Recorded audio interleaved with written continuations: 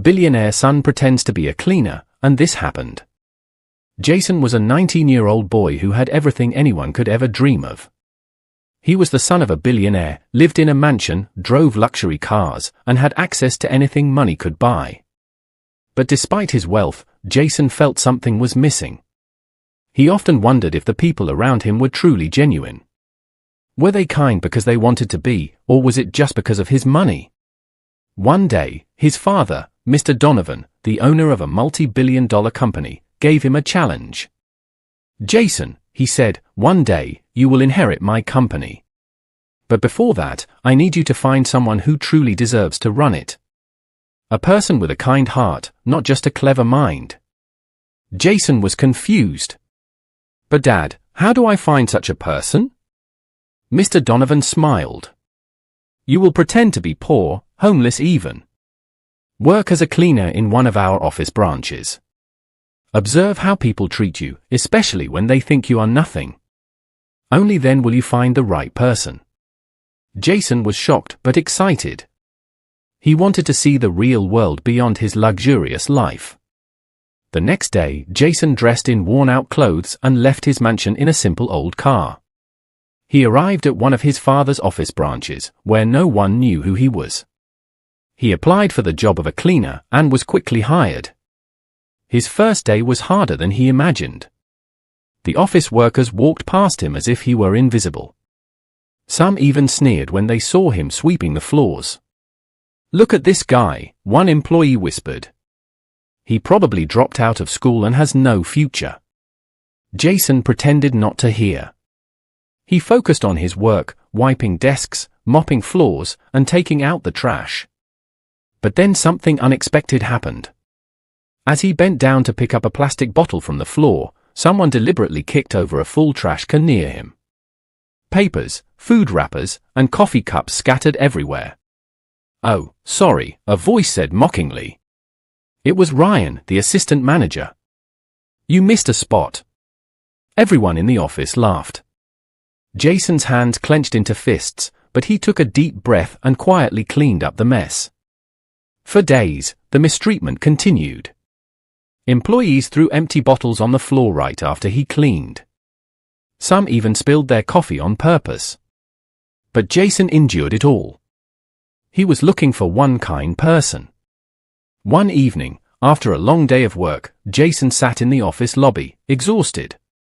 That was when a young woman named Emma approached him. She was a junior employee, often ignored by her colleagues. "Hey," she said softly. "You must be really tired. Here, have this." She handed him a sandwich and a bottle of water. Jason was surprised. No one had ever treated him with kindness since he started working there. "Why are you giving this to me?" he asked. Emma shrugged. "Because you work so hard, and no one seems to notice. I don't like how they treat you." Jason felt a warmth in his heart. Maybe Emma was the person he was looking for. The next day, Jason decided to test Emma's kindness further. He purposely spilled water near her desk and started cleaning it up. Ryan saw this and smirked. "Hey, Emma," he said loudly. "Why don't you make yourself useful and help the cleaner? Since you seem to like him so much." Everyone laughed. Jason looked up, wondering what Emma would do. Emma hesitated for a moment, then stood up. "Sure," she said firmly. She grabbed some tissues and helped Jason clean the water. The office went silent. No one expected her to actually help. Ryan scoffed. "Unbelievable. You're just as pathetic as he is." Emma ignored him. She looked at Jason and smiled. "Don't mind them. Let's finish this up." Jason felt his heart swell with admiration. Emma had passed his test. At the end of the week, Mr. Donovan visited the office for an important announcement. All employees gathered in the conference room, curious about why the billionaire himself had come. Jason, still dressed as a cleaner, stood quietly at the back. Mr. Donovan cleared his throat. "For the past week, I have been running a secret test," he said. My son, Jason, has been working here as a cleaner, observing how each of you treats those who seem less fortunate." Gasps filled the room. Everyone turned to Jason, their eyes wide with shock. Ryan's face turned pale. "Wait, he's your son?" Jason stepped forward and removed his cap. "Yes," he said. "And I have seen everything."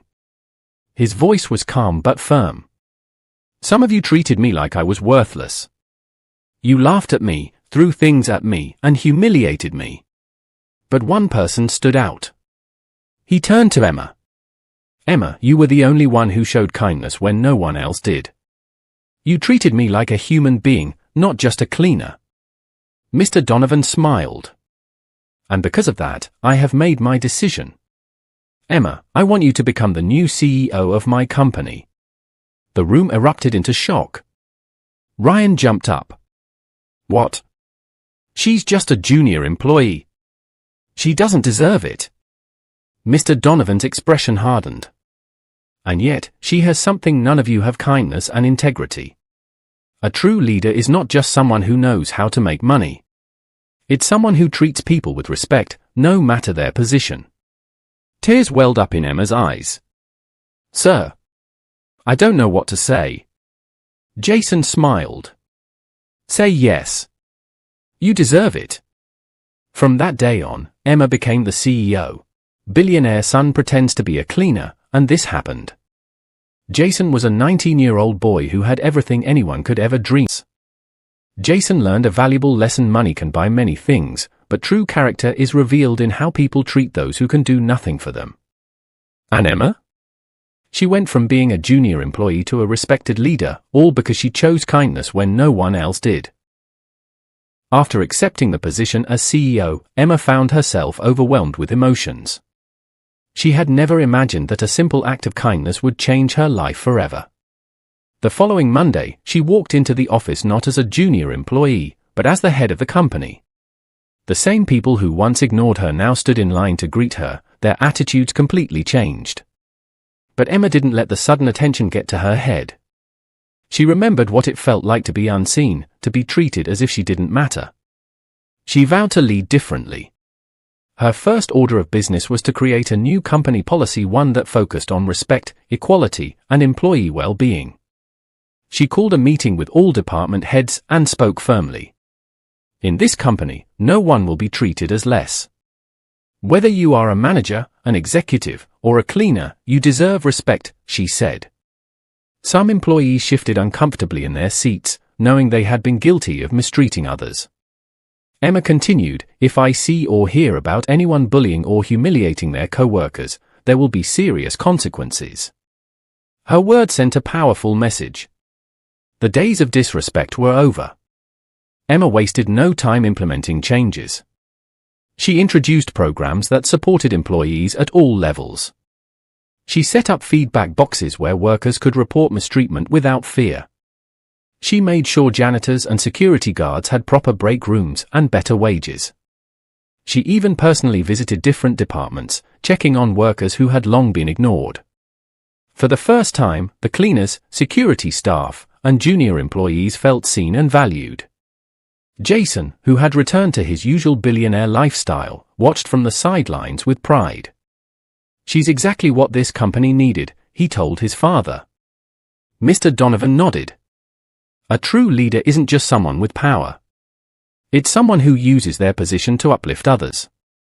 But not everyone was happy with Emma's rise to leadership. Some senior employees resented her, believing she wasn't qualified to lead.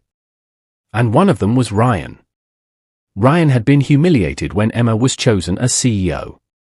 He had spent years climbing the corporate ladder, only to be outshined by a junior employee.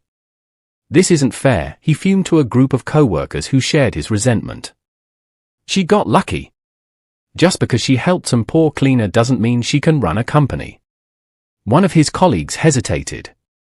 "But Ryan, she's actually making good changes. The employees are happier, and productivity has increased." Ryan scoffed. "That's temporary. She doesn't have the experience. This company will fail under her leadership, and when it does, I'll be here to take over." Determined to prove Emma was unfit for the job, Ryan started looking for ways to sabotage her. He secretly spread rumors that Emma was only given the job because she had connections. He tried to manipulate reports to make her leadership look weak. And when that didn't work, he even attempted to turn employees against her. But Emma was no fool. One day, she called Ryan into her office. "Ryan, I know what you've been doing," she said calmly. Ryan smirked. "Oh? And what exactly am I doing?" "You've been spreading false information, trying to create chaos in the company. Do you really think I wouldn't notice?" Ryan leaned back in his chair, unfazed. "You might be CEO now, but you don't belong here. You don't have the qualifications. You're just a lucky charity case." Emma's eyes remained steady. Leadership isn't about titles or qualifications alone. It's about how you treat people. And you've proven time and time again that you only care about yourself. She handed him a letter. "You're fired, effective immediately." Ryan's smirk disappeared. "What? You can't do this." Emma stood up. "I can and I will. This company deserves leaders who uplift others, not those who step on people to get ahead." Security escorted Ryan out of the building. The employees who had once feared him now whispered to each other, relieved that he was finally gone. Despite all the positive changes, Jason had one final test for Emma. He wanted to see if her kindness would remain even when she had full power. So, he disguised himself again this time, not as a cleaner, but as a struggling employee. He dressed in a cheap suit, carrying an outdated laptop, and applied for a low-level position in the company. Emma didn't recognize him when he walked into her office. "Miss Emma, I'm here for an interview," he said nervously, pretending to lack confidence. Emma smiled warmly. "Welcome. Please, have a seat." During the interview, Jason deliberately made small mistakes, stumbling over his words, struggling with simple questions. In most companies, someone like him would have been rejected immediately. But Emma remained patient. "I can see you're a bit nervous," she said gently. "But I also see potential in you.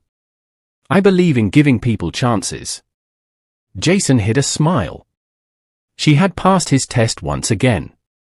At the end of the interview, he stood up and removed his disguise. Emma's eyes widened. "Jason?" He grinned. "Congratulations, Emma.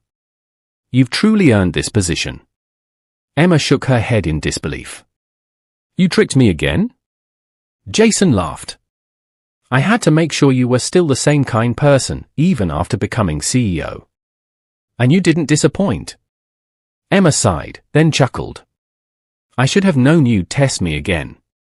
Jason patted her shoulder. "My father made the right choice. You are the kind of leader this company needed all along." Months passed, and under Emma's leadership, the company flourished. Employees felt safe and valued, productivity increased, and the toxic culture of bullying had completely disappeared. Jason learned a valuable lesson: kindness and respect mattered more than wealth or status. As for Emma, she never changed. She continued to treat everyone equally, never forgetting where she started. And in the end, the company didn't just gain a new CEO, it gained a leader who truly cared.